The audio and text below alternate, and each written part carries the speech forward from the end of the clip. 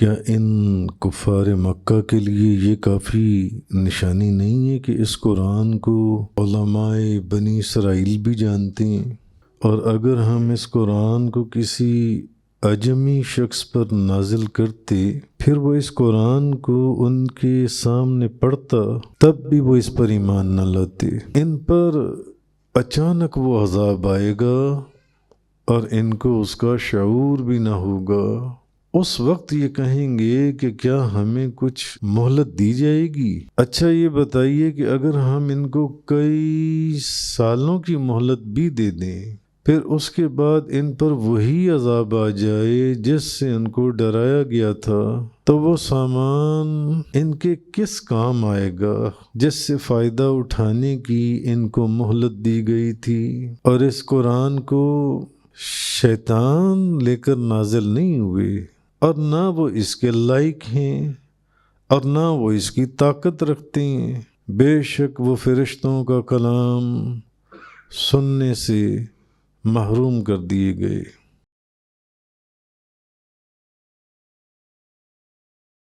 اولم یکن لہم آیۃ ان یعلمہ علماء بنی اسرائیل، کیا ان کفار مکہ کے لیے یہ کافی نشانی نہیں ہے کہ اس قرآن کو علماء بنی اسرائیل بھی جانتے ہیں؟ وَلَوْ نَزَّلْنَاهُ عَلَى بَعْضِ الْأَعْجَمِينَ، اور اگر ہم اس قرآن کو کسی اجمی شخص پر نازل کرتے، فَقَرَأَهُ عَلَيْهِمْ مَا كَانُوا بِهِ مُؤْمِنِينَ، پھر وہ اس قرآن کو ان کے سامنے پڑھتا، تب بھی وہ اس پر ایمان نہ لاتے۔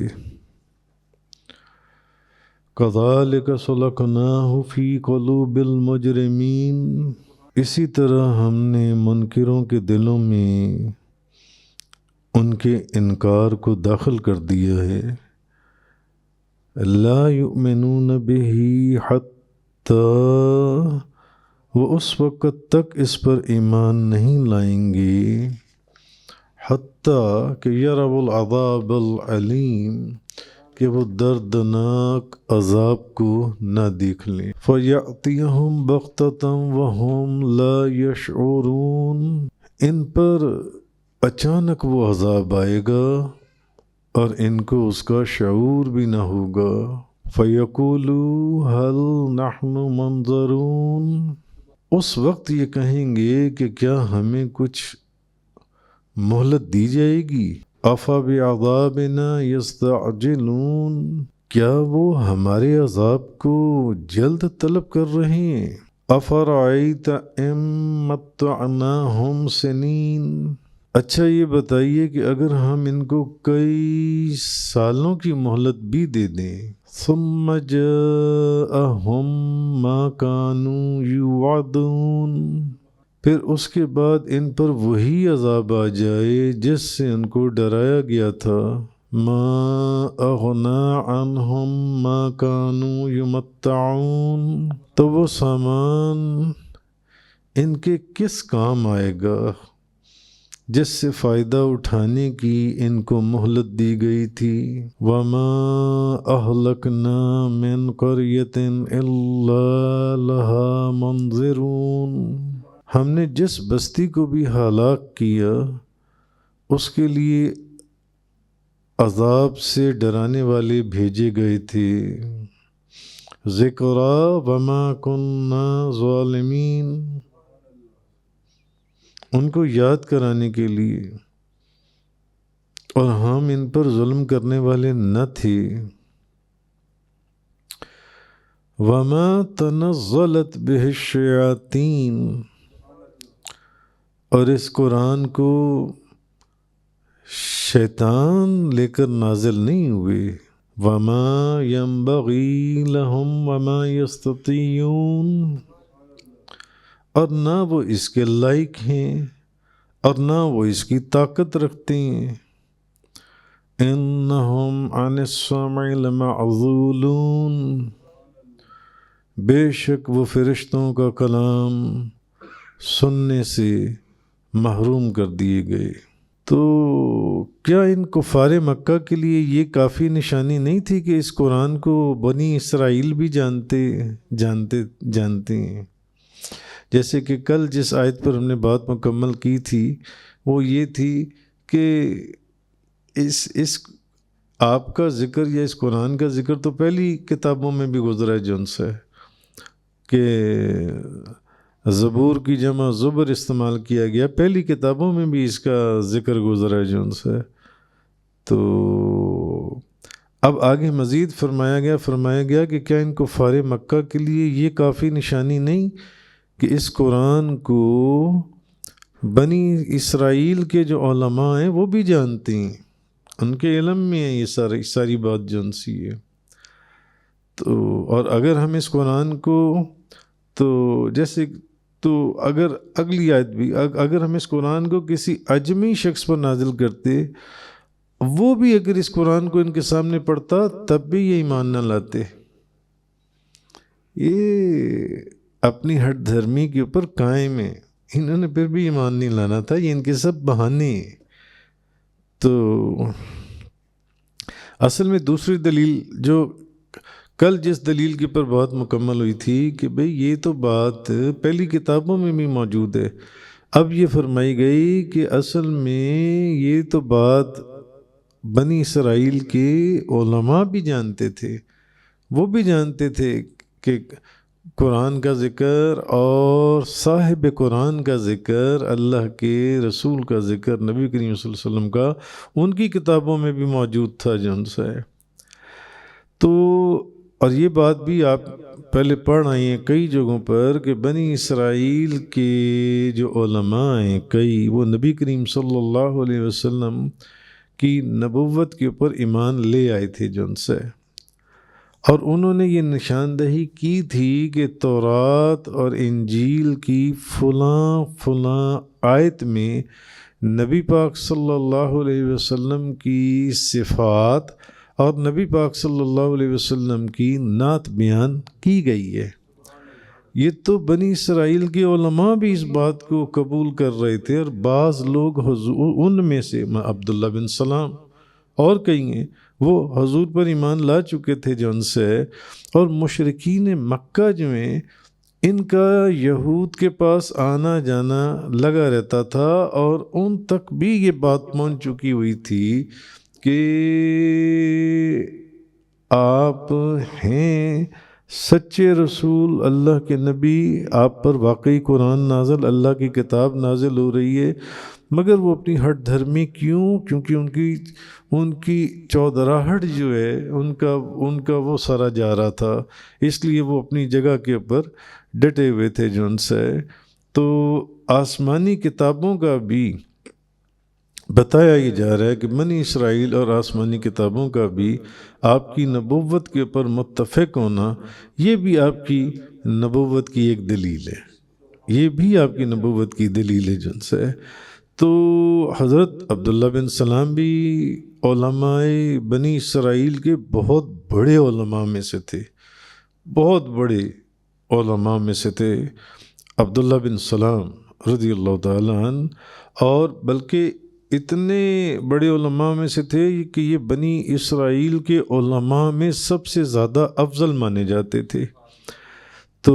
اب وہ بھی نبی کریم صلی اللہ علیہ وسلم اور قرآن پاک کے اوپر ایمان لا چکے ہوئے تھے۔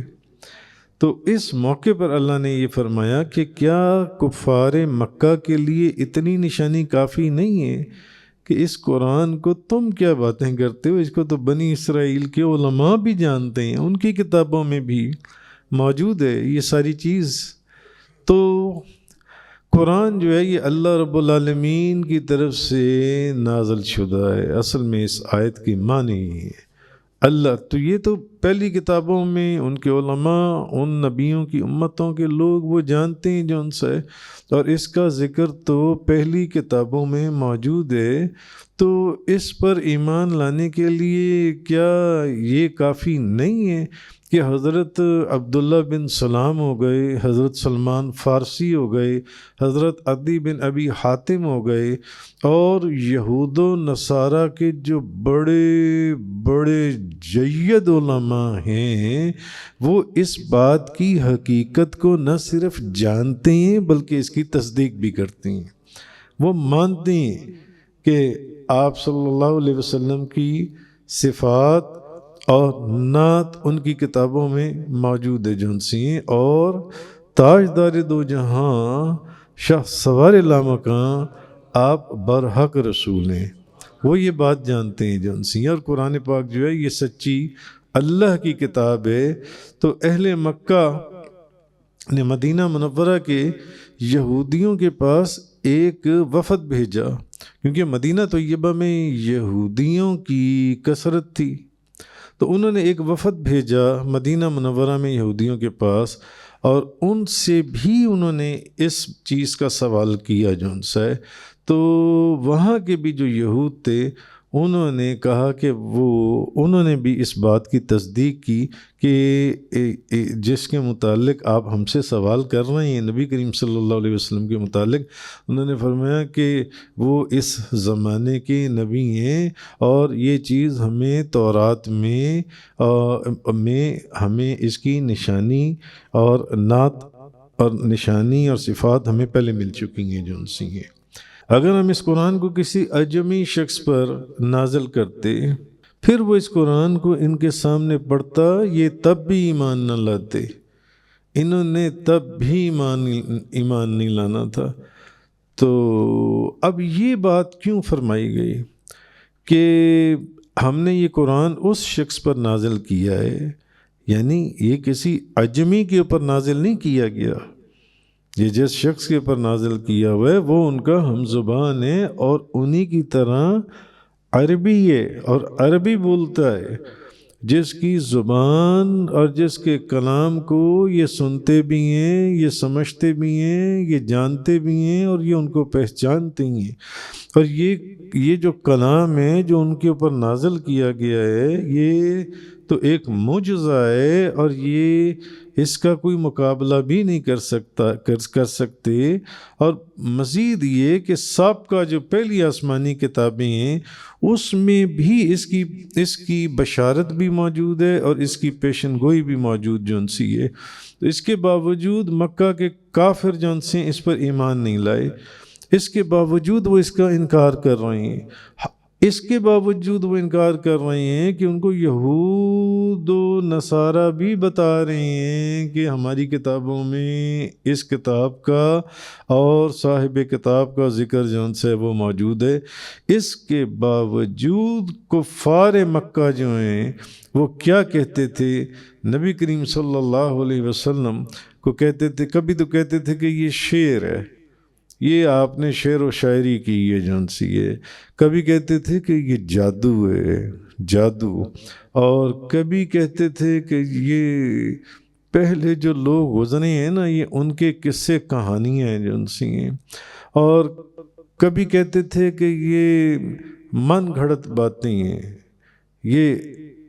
الیاذ باللہ یہ فضول باتیں ہیں جو آپ نے اپنے پاس سے گھڑ لی ہیں، اور کبھی کہتے تھے کہ یہ محض آپ اپنے خیالوں میں جو تصویریں بناتے ہیں یہ وہ چیزیں ہیں جس کو آپ بیان کرتے ہیں۔ تو اگر ہم اب فرمایا یہ جا رہا ہے کہ اس قرآن کو کسی اجمی شخص پر نازل کرتے جو عربی زبان اچھی طرح بولنے والا نہ ہوتا، تب بھی یہ کافر جو ہیں اس کا کفر کرتے اور اپنے انکار اور کفر پر اس کے اجمی ہونے کو دلیل اور عذر بناتے۔ اب یہ کیا بہانہ بناتے کہ نہیں، یہ کیسے ہو سکتا ہے کہ یہ ایک قرآن جو ہے وہ ایک اجمی کے اوپر نازل ہو گیا، عربیوں کے اوپر کیوں نہیں نازل ہوا؟ اور عربی پر نازل ہوا ہے تو تب بھی نہیں قبول کر رہے، تب بھی نہیں مان رہے جو ان سے ہے۔ تو اصل چیز یہ بتائی جا رہی ہے کہ یہ اصل میں تکبر اور غرور کے اندر گم تھے، تکبر اور غرور کے اندر۔ اس وجہ سے یہ نہ قرآن پر ایمان لاتے تھے، نہ کتاب پر، نہ صاحب کتاب کے اوپر۔ تو یہ وجہ تھی ان کی جون سی ہے۔ تو یہ لوگ محض تکبر کی وجہ سے اس پر ایمان نہیں لا رہے تھے۔ آگے فرمایا کہ اسی طرح ہم نے منکروں کے دلوں میں ان کے انکار کو داخل کر دیا ہے،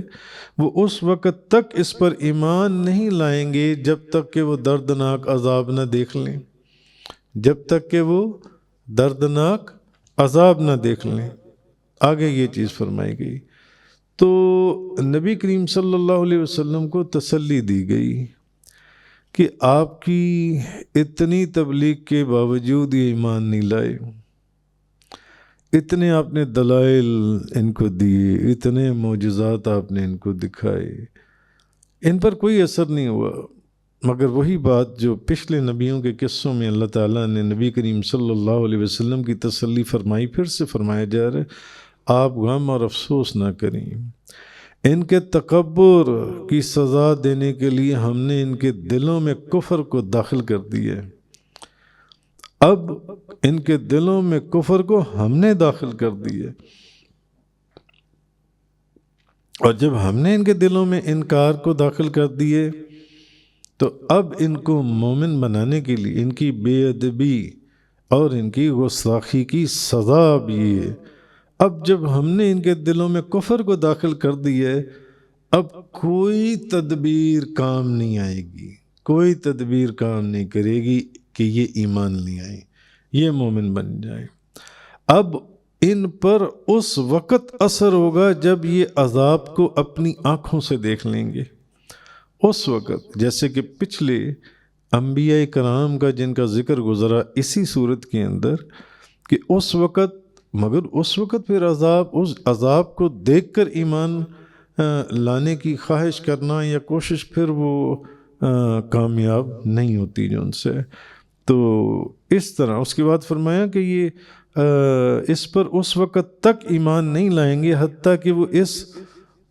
دردناک عذاب کو نہ دیکھ لیں جو ان سے، مگر اس وقت ان کا ایمان لانا ان کو فائدہ نہیں دے گا جب یہ عذاب کو دیکھ کر، اگر یہ عذاب کو دیکھ کر ایمان لائیں گے پھر تو یہ جو جیسے مرضی میں وہ ان کو فائدہ دے گا ہی نہیں جو ان سے، اور ان پر اچانک وہ عذاب آئے گا اور ان کو اس کا شعور بھی نہیں ہوگا۔ اگلی آیت میں فرمایا محبوب عذاب ان کے اوپر اچانک آئے گا، ان کو اس کا شعور بھی نہیں ہوگا، شعور بھی، تو اس وقت یہ کہیں گے کہ کیا ہمیں کچھ مہلت دی جائے گی؟ تو یعنی اس عذاب میں کچھ تاخیر کر دی جائے تو تاکہ ہم ایمان لے آئیں اور نبیوں کی تصدیق کر دیں جو ان سے نبیوں کی۔ تو جب نبی کریم صلی اللہ علیہ وسلم نے ان کو اللہ کے عذاب سے ڈرایا تو انہوں نے کہنے لگے کہ آپ کب تک ہمیں اللہ کے عذاب سے ڈراتے رہیں گے؟ اور پھر نہایت گستاخی سے نبی کریم صلی اللہ علیہ وسلم کی بارگاہ میں کہنے لگے کہ جس عذاب سے آپ ہمیں ڈراتے ہیں ذرا ہمیں یہ تو بتائیں کہ وہ عذاب آئے گا کب؟ معاذ اللہ جب کسی کا مذاق اڑانا ہو تو پھر اس طرح کی باتیں بھی کی جاتی ہیں۔ جس عذاب سے آپ ہمیں ڈرا رہے ہیں آپ ہمیں یہ کیوں نہیں بتاتے کہ وہ عذاب آئے گا کب؟ ہمیں یہ تو بتائیں کہ وہ عذاب کب آئے گا۔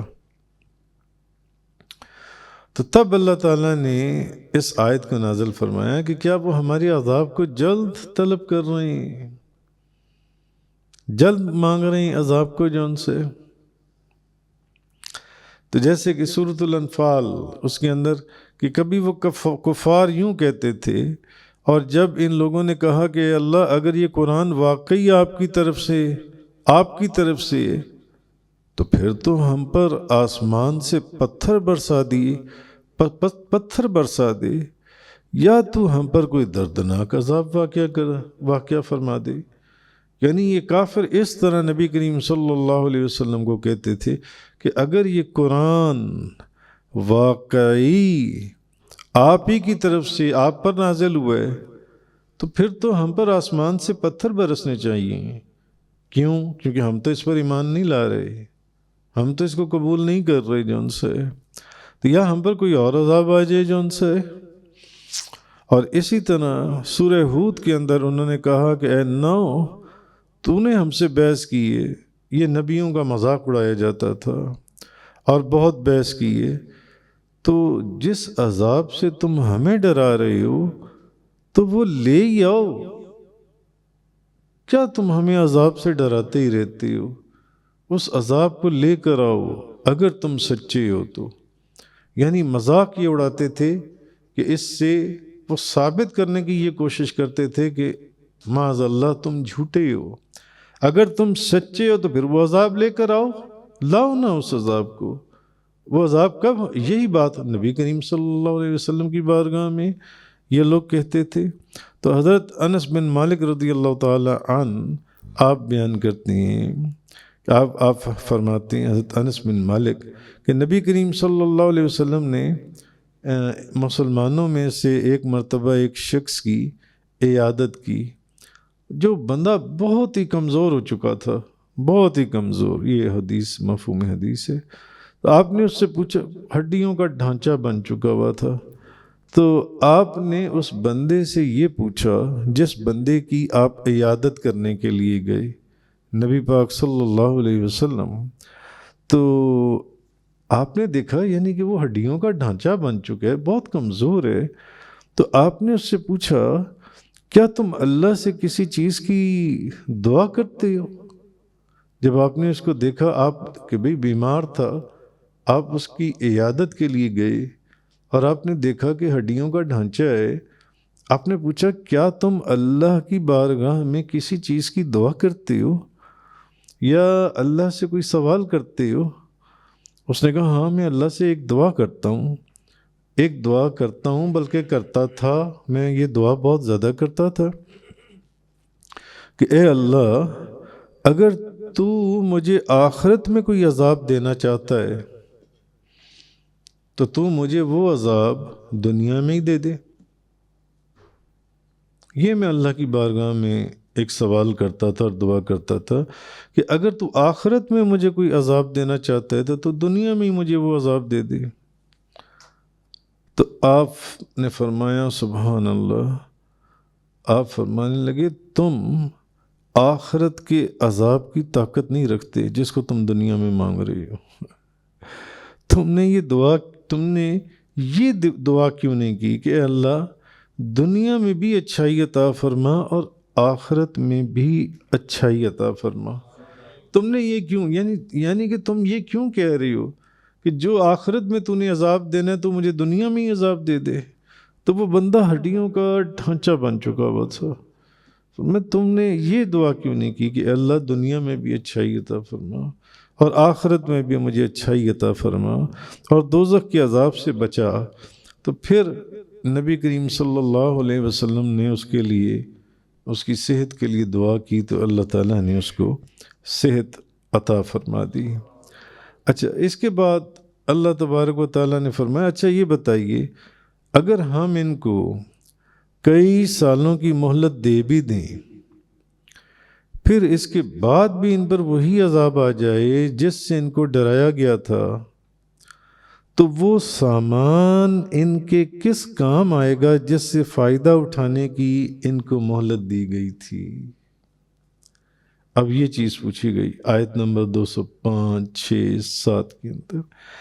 کہ یہ بتائیے کہ اگر ہم ان کو کئی سالوں کی مہلت دے بھی دیں تو پھر اس کے بعد بھی ان کے اوپر وہی عذاب آ جائے جس سے ان کو ڈرایا گیا تھا، تو پھر یہ جس سامان کو استعمال کرنے کے لیے یہ سارا کچھ کر رہے ہیں تو پھر وہ سامان ان کے کس کام آئے گا؟ کہاں لے کے جائیں گے یہ اس سامان کو جن سے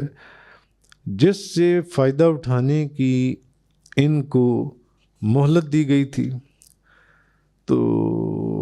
تفسیر امام ابن ابی حاتم کے اندر ہے کہ یزید بن ابی حازم بیان کرتے ہیں کہ سلیمان بن عبد الملک ہر جمعے کو اپنے خطبے میں یہ ضرور کہتے تھے کہ اہل دنیا میں خوف اور پریشانی کے ساتھ زندگی گزارتے ہیں۔ اہل دنیا جو ہیں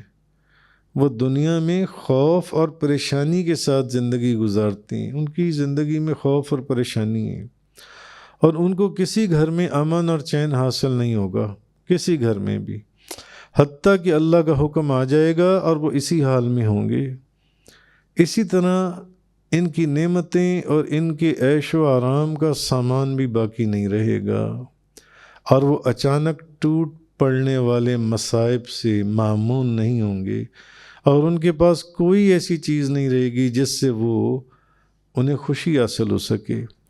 اور پھر وہ انہی آیات کی تلاوت کرتے تھے کہ اچھا یہ بتائیں کہ اگر ہم ان کو کئی سالوں کی مہلت دے بھی دیں، پھر اس کے بعد ان پر وہ عذاب آ جائے جس کو ان کو ڈرایا گیا تھا، تو وہ سامان ان کے کس کام آئے گا جس کے لیے ان کو مہلت دی گئی تھی جن سے۔ تو یہ وہ ہر جمعے والے دن خطبے کے اندر یہ بات پڑھا کرتے تھے، خطبے کو بیان کرنے سے پہلے لازماً یہ چیز بیان کرتے تھے اس چیز کو۔ تو حضرت عمر بن عبدالعزیز ہر صبح جب اپنے تخت پر بیٹھتے تھے تو وہ بھی انہی 2-3 آیات کو پڑھتے تھے سب سے پہلے جن سے، کہ اگر یہ مہلت دے بھی جائے تو اس سامان کا کیا کرو گے، جب اس کا عذاب آئے گا تو پھر کیا ہوگا بتاؤ۔ تو ہارون رشید نے تفسیر روح البیان کے اندر ہے، ایک شخص کو قید کر لیا تو اس قیدی نے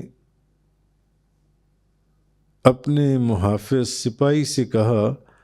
کہ امیر المومنین سے کہنا کہ تمہارا ہر دن جو عالی شان نعمتوں اور لذتوں میں گزر رہا ہے، وہ گزر تو رہا ہے ایک ایک دن کر کے، مگر وہ میری قید اور مشقت کے جو ایام ہیں، میری جو قید کے دن ہیں، ان کو کم کرتا چلا جا رہا ہے۔ اور ہارون رشید یاد رکھنا کہ موت قریب یہ وقت جون سے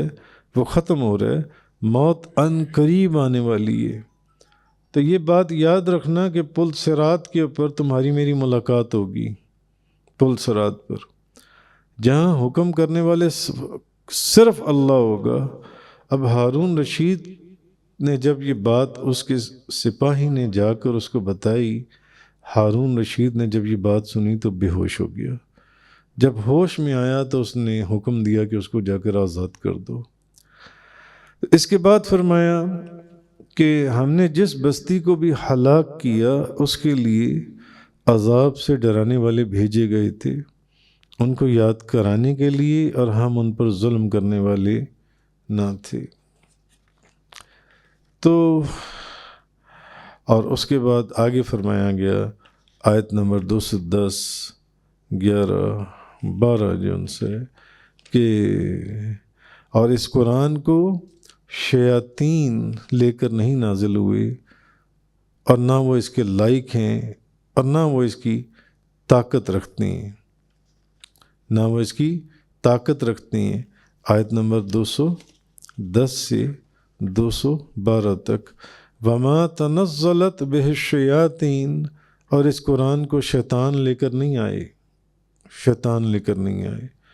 اور نہ وہ اس کے لائق ہیں، اور نہ وہ اس کی طاقت رکھتے ہیں۔ وما ينبغي لهم وما يستطيعون انہم عن السمع لمعزولون، بے شک وہ فرشتوں کا کلام سننے سے محروم کر دیے گئے ہیں۔ ایسا نہیں ہے کہ شیطان یہ سارا کلام لے کر آ رہی ہیں جو ان سے۔ تو یہ جو قرآن ہے یہ نبی کریم صلی اللہ علیہ وسلم کے اوپر شیطانوں نے نازل نہیں کیا، بلکہ کل اس کا ذکر گزر چکا ہے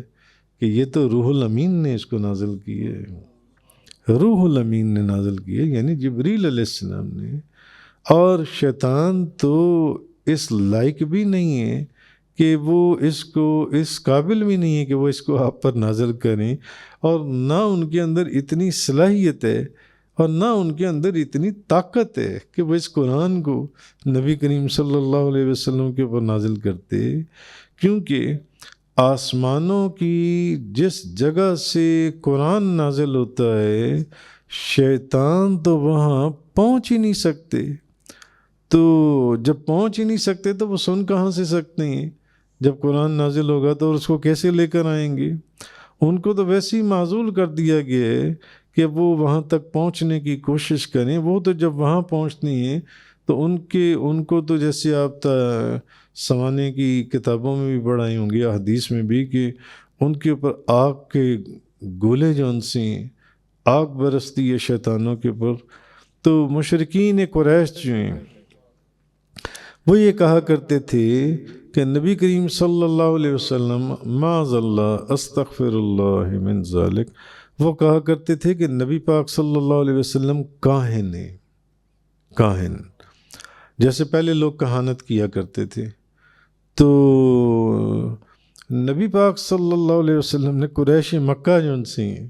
وہ کہتے تھے کہ نبی کریم صلی اللہ علیہ وسلم نے کوئی جن قابو کیا ہوئے،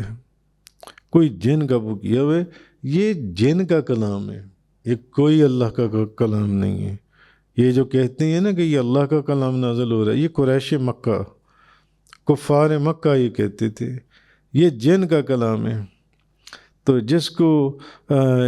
آپ سنتے ہیں اور پھر اس کلام کو نقل کر کے دعویٰ یہ کر دیتے ہیں کہ یہ تو خدا کا کلام ہے، یہ کفار مکہ کہتے تھے. اور اسی وجہ سے کہا جاتا ہے کہ نبی پاک صلی اللہ علیہ وسلم کی بعثت سے پہلے بھی زمانہ جاہلیت میں کاہنوں کے پاس جن ہوتے تھے. کاہن لوگ جو ان سے ہیں جو آسمان کے دروازوں پر جا کر فرشتوں کی باتیں سنتے تھے اور جھوٹی باتیں ان کاہن لوگوں کے کانوں میں وہ ڈال دیتے تھے، اور پھر کاہن وہ باتیں مشرکوں کو بتاتے تھے. یہ سیرت کی کتابوں میں بھی یہ باتیں بڑی تفصیل سے لکھی گئی ہیں جو ان سے ہیں. تو یہ کہتے تھے، مشرکین کہتے تھے کہ یہ جو قرآن ہے نا یہ بھی اسی قسم کی ایک جنس ہے کہ یہ آپ صلی اللہ علیہ وسلم کے پاس کوئی جن ہے، یہ اس جن کا کلام ہے.